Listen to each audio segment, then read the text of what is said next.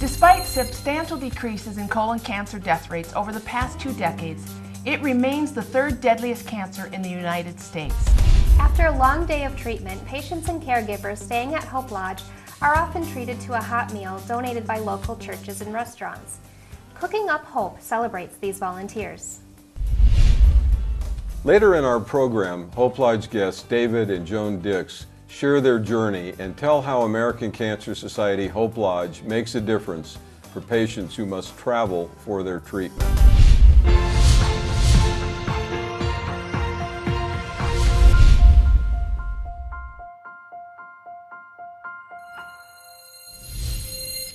We are Giving Hope a Home, a program of American Cancer Society Hope Lodge, where we provide free lodging for cancer patients and their caregivers who must travel for treatment.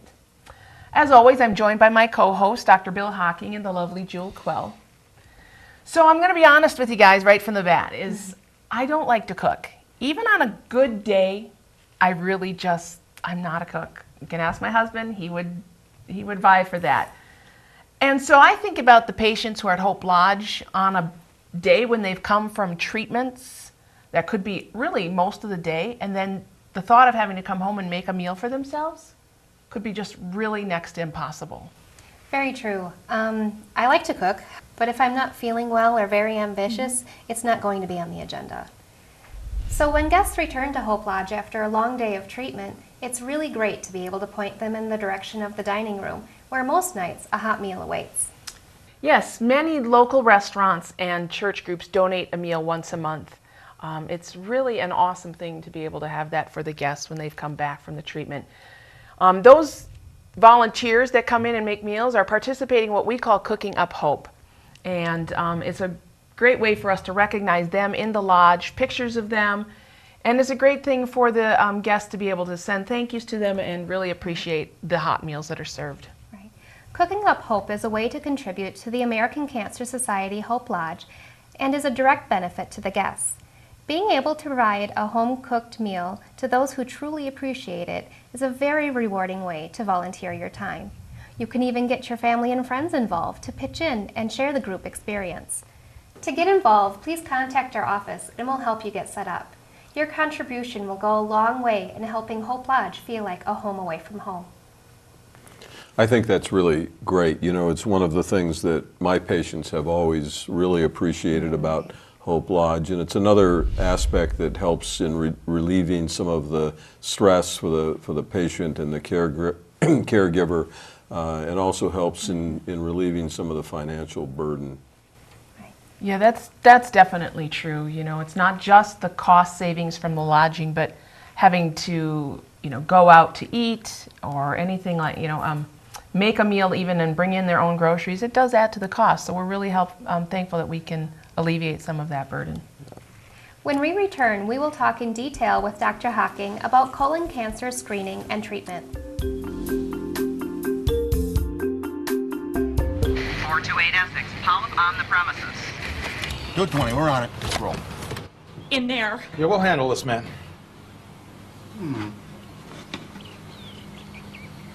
What? We're ready to be very civil about this.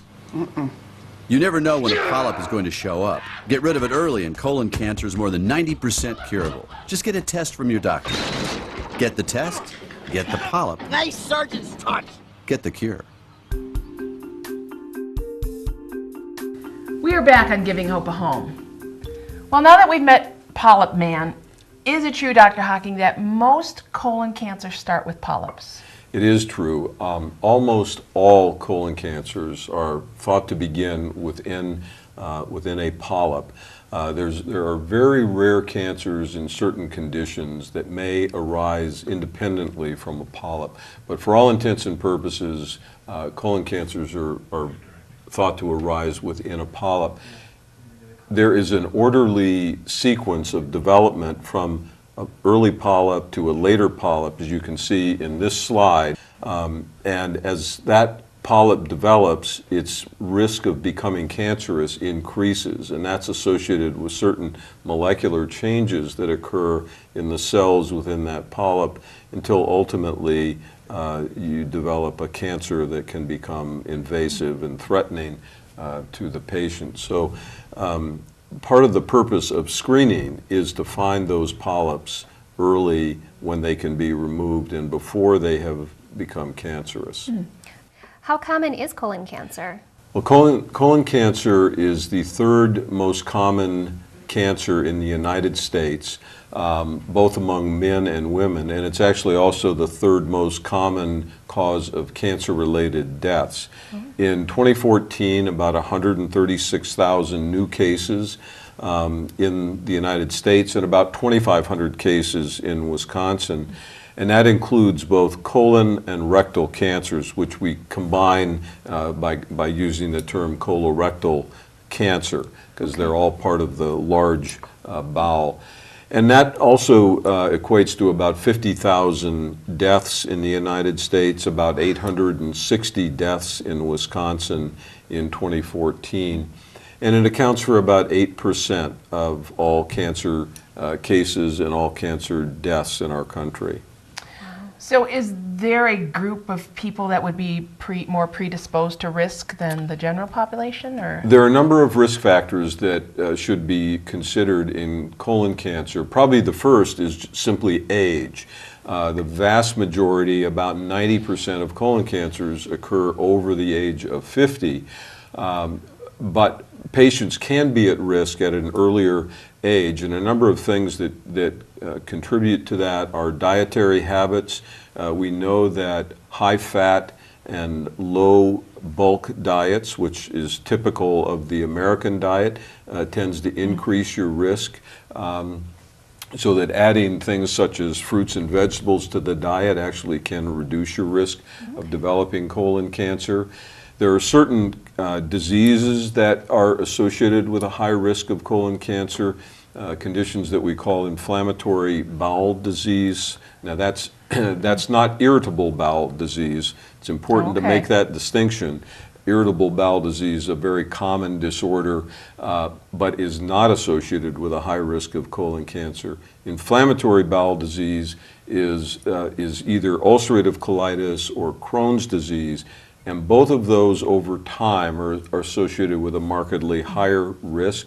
We've recently learned that diabetes mellitus type 2 is associated with a higher risk. Interestingly, smoking is now known to be associated with colon cancer risk, which we now know smoking is associated with many different cancers, including colorectal cancer. And then there are some hereditary issues, as well as simply having a family history of colon cancer increases your risk just by having what we would call a first-degree family member. That would be a parent, a sibling, or a child with a history of colon cancer. That about doubles your risk statistically. Wow, if you were to have two family members, it's about a fourfold increased risk. And then there are a couple of uncommon but important hereditary syndromes where there's a specific gene mutation that occurs that increases your risk. And that's one of those is called familial adenomatous polyposis. That's a syndrome in which people develop hundreds, if not thousands, of polyps very early on, even as early as their teenage years. Now I know that we're going to be talking about screening and when people should get screened, but back to the person that you just described that might have the familial thousands of polyps. And what you said is that they're younger, so how would you know to screen that person? Yeah, you would, there's often a family history there so that you would pick it up through family history, but that's not always the case. And then you may not pick it up until something occurs that would tip you off that this individual had polyps, such as having bleeding in blood in the stool would be a way that it might be picked up. So apart from bleeding, are there any other signs or symptoms that you might have in earlier stage? Unfortunately, the signs and symptoms of colon cancer don't really become apparent until it's a little bit more advanced, with the exception of bleeding. And bleeding may occur even with a polyp that isn't malignant. that may occur. But the other signs of colon cancer, which really relate to changes in how your bowel function, narrowing of the stool, change in your bowel habits, or feelings of abdominal bloating, abdominal pain, those are more signs of a more advanced cancer. Not necessarily one that can't still be cured, but when you're screening, you're really hoping to find cancers at a very early stage, or even prior to the development of the cancerous stage, when there's still a benign polyp. When we return, Dr. Hawking will talk with us about how colon cancer is detected. We'll be right back.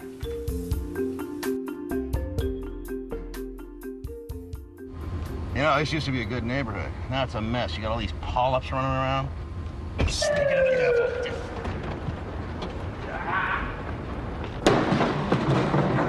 Colon cancer almost always starts with the polyp. Get the polyp early and stop colon cancer before it even starts. Where'd you think you were running to, huh? I didn't even see you guys there. I don't know. Get the test, get the polyp, I want to talk to my lawyer! get the cure. I got a phone call! We're back, and we're talking with co-host Dr. Bill Hawking about colon cancer. Tell us, Bill, we do know that early screening is important, but how effective is the screening process?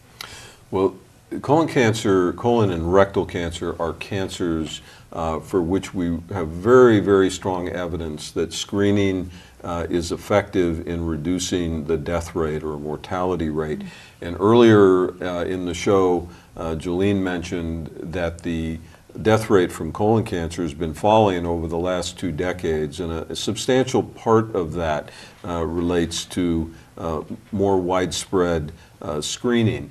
And so that we have good evidence from a number of avenues that screening does reduce. It actually reduces the death rate probably as much as 60 or 70% for colon cancer.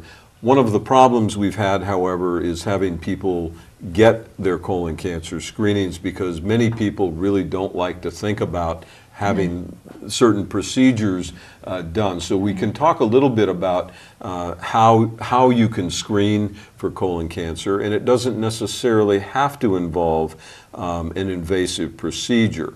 Although the colonoscopy is really recognized as sort of the gold standard and the best approach to screening. And that's definitely invasive. It's an invasive procedure, and it's not a procedure that's totally without risks.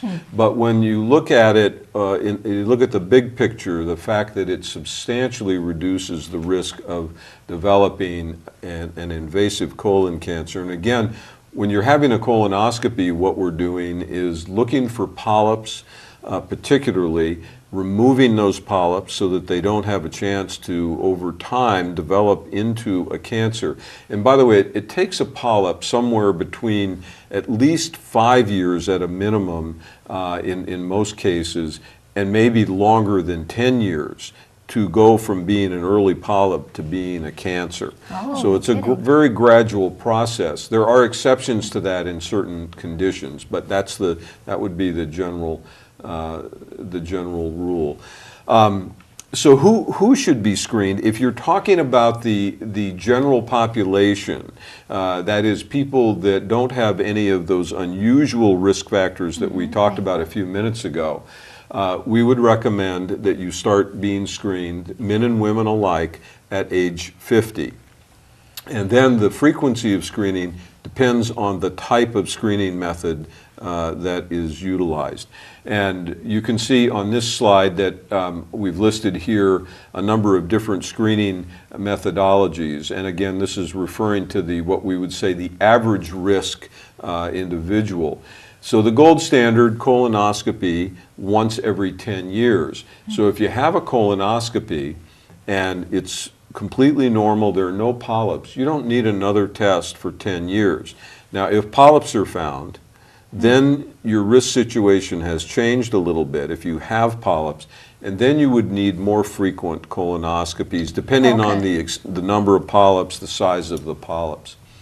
Another option is to do fecal occult blood or stool occult blood testing on an annual basis, and there are different ways that that can be done. That's non-invasive. It's still a very good way of detecting colon cancer that really should be available to virtually anyone over the age of 50. Stool DNA testing is a newer methodology. It's actually a way to look for abnormal DNA in the stool sample that indicates there may be a cancer arising in the colon. That's a relatively new form of testing. It's not as widespread, but it is one of the approaches that can be used. A couple of other options. Double contrast barium enema is another consideration. It's not used very frequently anymore. It's really been largely replaced by colonoscopy, but if colonoscopy isn't available, that's an option. Flexible sigmoidoscopy, and that is an exam similar to colonoscopy with an endoscope that is inserted through the rectum up through the colon, but it only gets halfway through the colon so that you don't see the whole colon. We know, though, that if we get a negative sigmoidoscopy along with a negative stool test, that's also a good screening methodology. So you would do those two you do potentially both in of those, conjunction. yes.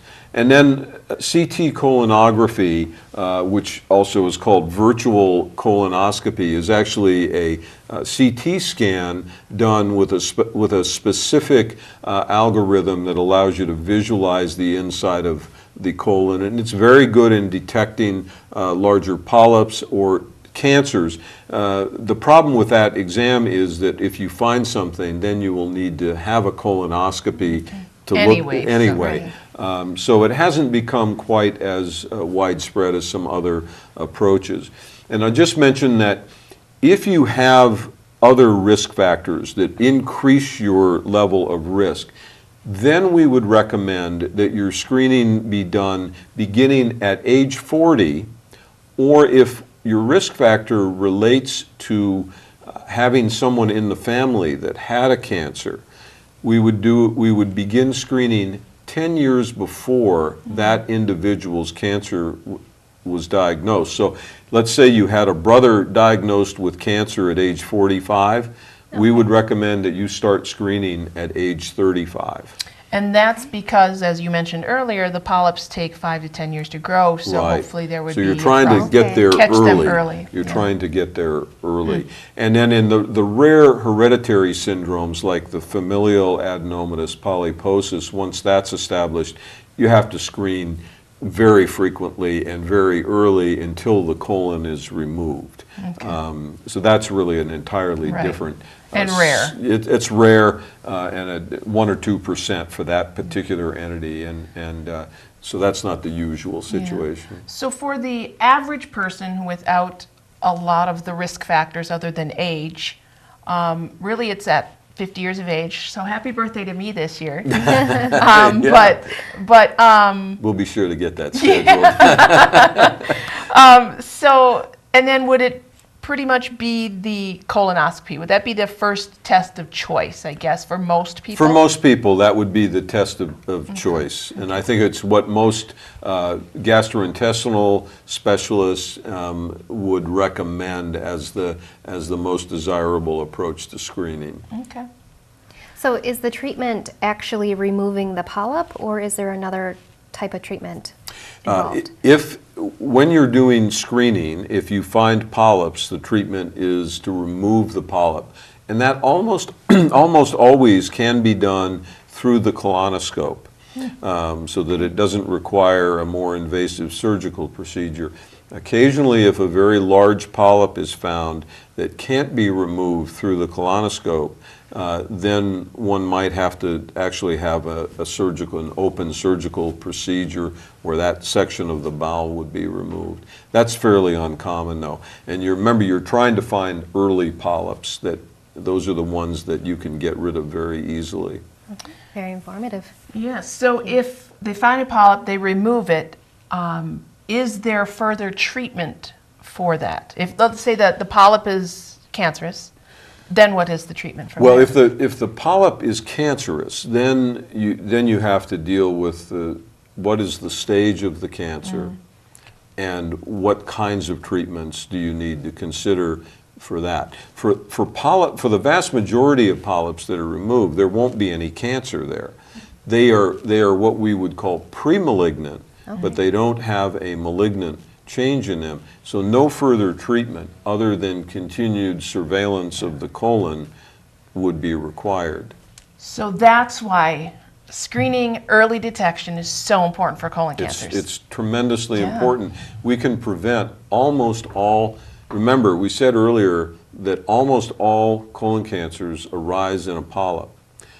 If you can find all the polyps and take them out, you can prevent almost all colon cancers. That is significant. So get your colonoscopy, get screened. It's that important.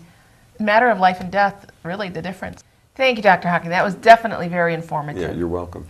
After the break, American Cancer Society Hope Lodge makes treatment bearable for so many people. You're about to meet Joan and David Dix as they share what Hope Lodge means to them.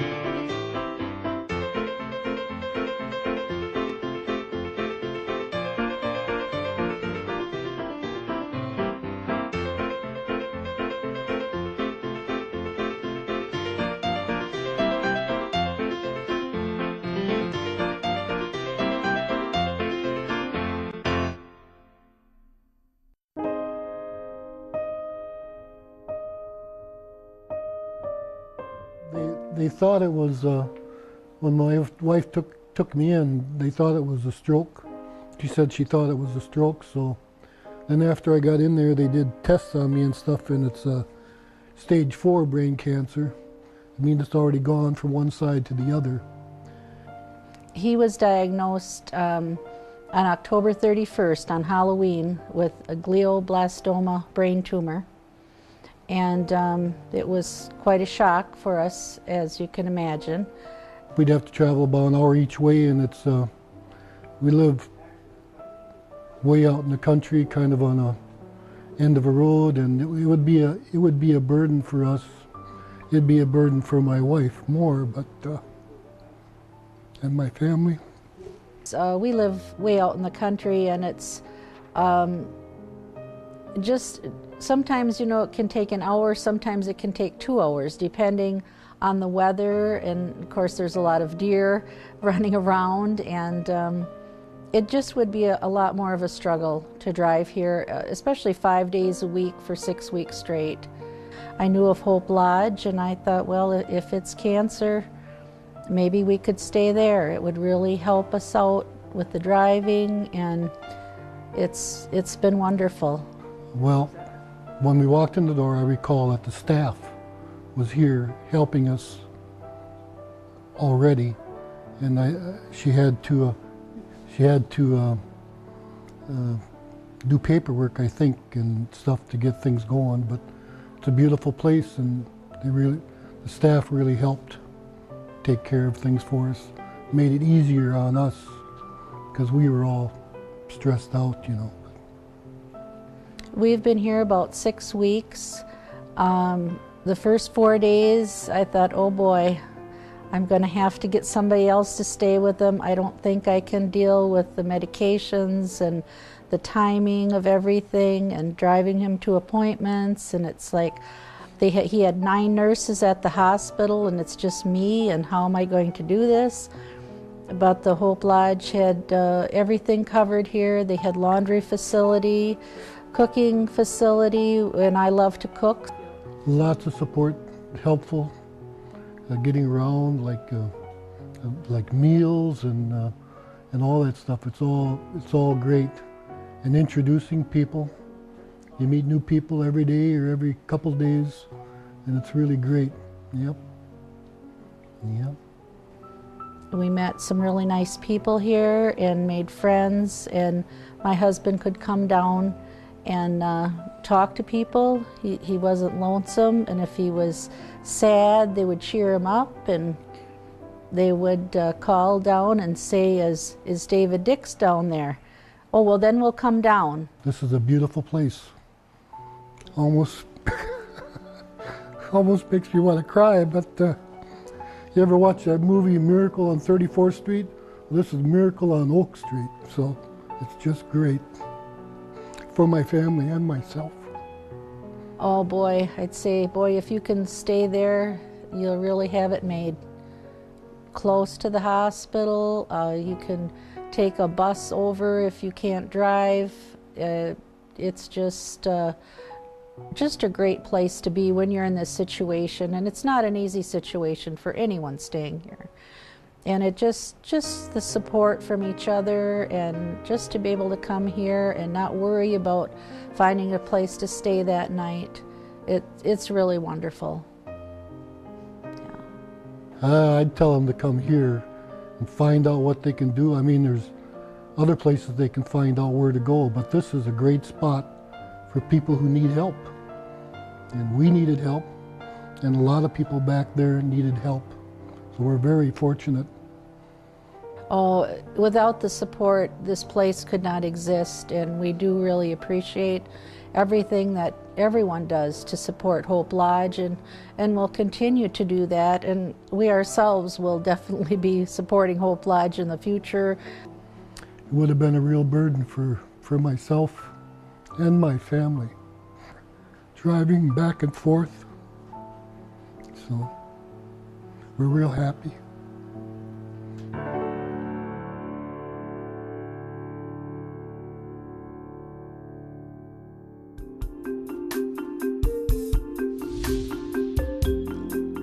That was great. You know, David and Joan are only two of the many guests that cross the threshold of Hope Lodge, and they all have very unique stories to tell.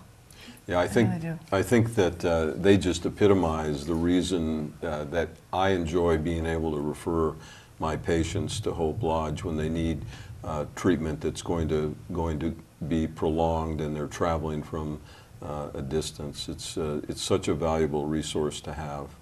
It really is, and what's so great is that American Cancer Society has 31 Hope Lodges in the nation, and we're actually building more. So it's just really a privilege to be a part of that. And as Jewel said, every day we hear the stories of patients who were touched by the Hope Lodge, and what it means to them is sometimes the difference between life and death and getting better quickly. So. Yeah. Very rewarding. It really is. If you or someone you know needs to travel for cancer treatment, please contact the American Cancer Society's Patient Service Center at 1-800-227-2345. You will find so much help from the staff person on the other end of the line, not only with lodging, but with information and assistance on many other programs and services available. And if you are not like me and love to cook, please join Cooking Up Hope and see how you can get involved. In case you missed any of our topics today, you can watch this and previous episodes on marshfieldtv.com. Or for more details, go to www.cancer.org, where you can search for anything cancer related, including donating to the American Cancer Society Hope Lodge. Thanks for joining us on Giving Hope a Home. Until next time, take care.